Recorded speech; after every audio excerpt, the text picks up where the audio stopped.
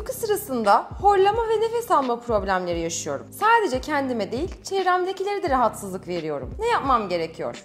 Uykuda horlama ve uyku sırasında nefes durması, yani uyku apnesi rahatsızlığı çok sık görülen bir rahatsızlıktır ve hem sizin sağlığınızı etkiler hem de sosyal olarak çevrenizdekileri rahatsız edebilen bir durumdur. Yatak partnerinizi uykusunda bölebilirsiniz ve onu da rahatsız edebilirsiniz. Böyle bir durumda öncelikle uykuda nefes durması varsa uyku testi yapılmalı ve uykuda nefes durması olup olmadığı, eğer varsa kaç kez nefesinizin durduğu ve bunun sizi ne kadar etkilediği uyku testi ile ortaya çıkarılmalıdır.